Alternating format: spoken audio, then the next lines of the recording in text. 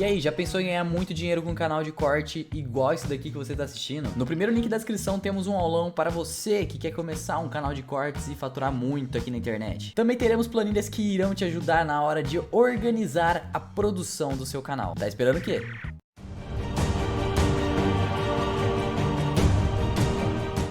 Sempre dá uns papos melhor. É melhor. O que tu pensa sobre Deus, cara?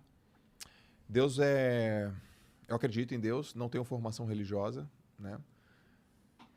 Eu nem tô mais na onda de acreditar, eu sinto. Então, eu vivo, eu respiro, eu transpiro, eu converso. Mas o Mário Sérgio Cortella tem uma frase muito, muito bacana, assim, ó. Quando você fala com Deus é teologia, quando ele responde é psiquiatria. Mas eu converso com Deus todos os dias e acredito, sigo, me inspiro. Eu vim de Santos, cara, e uma vez eu tava correndo, porque foi assim, eu sempre acreditei em Deus, meu pai morreu, eu parei de acreditar em Deus. Fiquei de mal de Deus, assim, 2 anos, porra, porque... Injustiça. Injustiça, minha mãe, quando meu pai morreu, Deus quis levar ele nessa hora. Não, mãe, não foi Deus, foi meu pai, tá, bebia, fumava, hipertenso, diabético, um monte de coisa.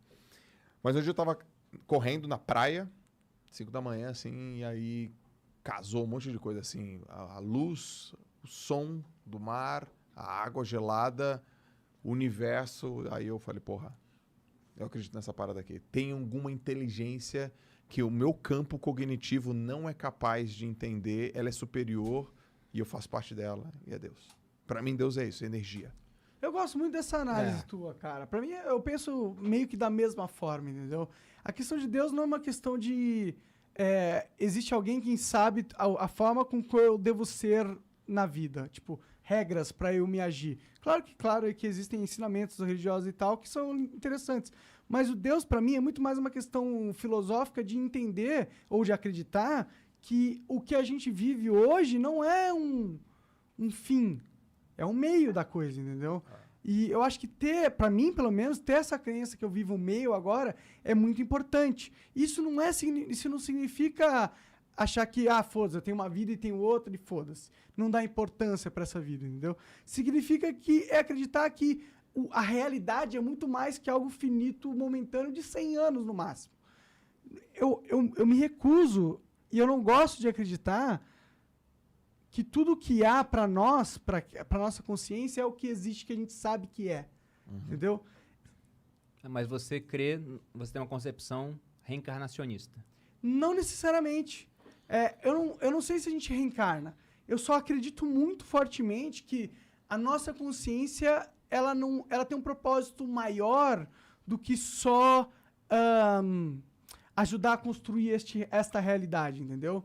Porque eu acredito que essa realidade, se você for parar para pensar com o que pode ser real, tanto de energia, matéria negra, matéria escura, não sei o quê, a nossa realidade é tão pequena parte do todo que eu me recuso de achar que a nossa consciência não está ligada ao resto do todo, só está ligada a essa pequena parte que a gente percebe enquanto está vivo, entendeu?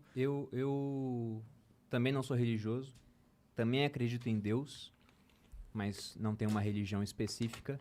Mas pensando em termos, talvez lógicos, né? Embora a gente vá dar uma viajada boa aqui, eu tendo a acreditar que a gente deva voltar de alguma forma. Porque pensa, né?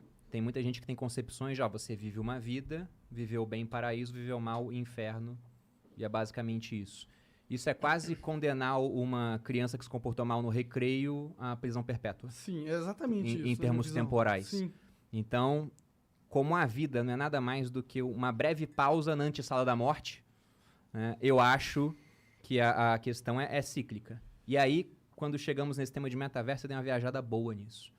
Porque, recentemente, eu li um livro chamado Vidas Paralelas, ou Vidas Comparadas, de um cara chamado Plutarco, que era um historiador grego, que viveu em tempos romanos, né, porque Roma dominou a Grécia, mas os gregos dominaram culturalmente os romanos. E ele sempre escrevia obras nessa coleção, onde ele comparava um grande grego e um grande romano. E eu li a obra onde ele compara Alexandre o Grande e Júlio César. E hoje eu sou agnóstico, mas eu fui espírita durante muito tempo, a minha família é espírita. Tenho seguidores, né, também, cada um de uma religião. E quando eu comecei a ler, teve um seguidor que falou, sabia que alguns espíritas kardecistas falam que tanto Alexandre quanto Júlio César quanto Napoleão eram a mesma pessoa? Eu comecei a ver, caramba, as similaridades, né? Os caras quiseram dominar o mundo conhecido, todos tiveram glória no Egito. Napoleão foi pro Egito fazer o quê? Nada. Ele foi para lá porque a glória estava no Oriente. Napoleão dominou a França, não era francês, era da Córcega. Júlio César, romano, dominou a Gália, que era a região da França, foi para o Egito da mesma forma.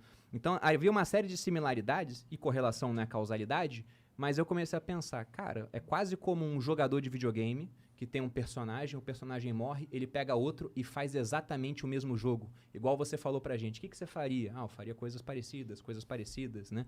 Antes das diferentes. Então pode ser que isso aqui seja só uma realidade entre infinitas que existem, e quando você morre aqui, você volta para uma outra, até pegar um novo avatar e voltar. Isso é uma concepção até hindu.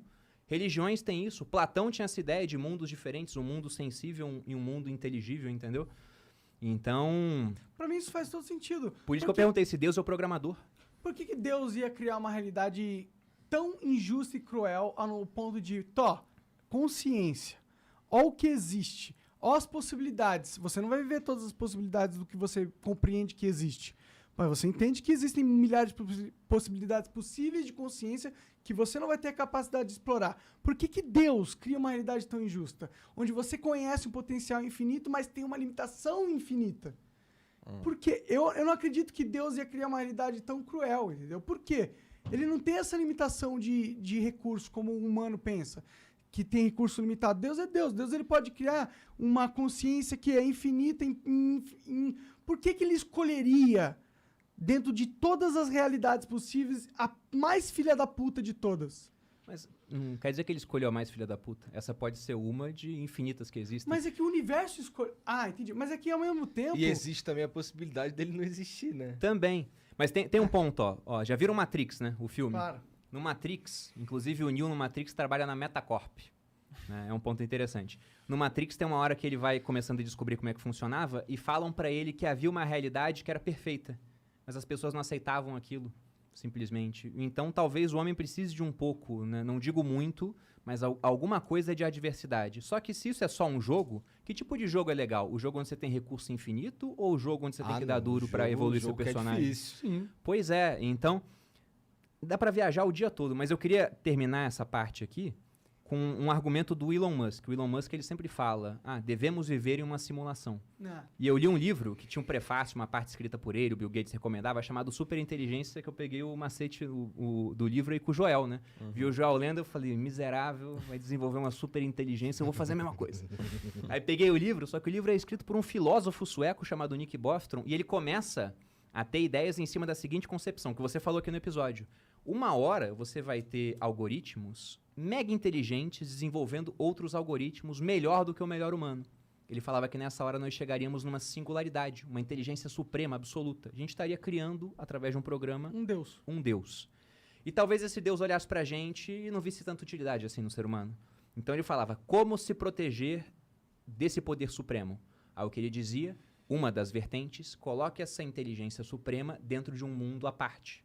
E como ele é muito inteligente, cubra com outras camadas de realidade até que ela nunca consiga chegar na nossa realidade. Aí ele chega na hipótese da simulação e diz o seguinte, mas se já existiu uma única sociedade no universo, pode ter tido muito mais, que chegaram a esse ponto tecnológico de poder fazer isso. E aí você tem a criação de infinitas realidades e nós vivemos em uma apenas. Qual é a chance de que a nossa realidade seja a realidade de fato e não uma simulação de uma outra realidade? A chance é de 1 dividido por um número que é infinito, não para de crescer. Então, a chance que isso aqui seja o plano real e único, nessa hipótese, é 0. Tende a 0. Entendeu? É bem pequeno. É, ridiculamente pequeno. Eu tendo a concordar com essa visão. O que vocês acham? Passa a maconha pro Thiago e ele vai dar o opinião. Caralho, a cara do primo. Passa a bomba aí. Primo já tá no Japão já. A minha visão é muito diferente.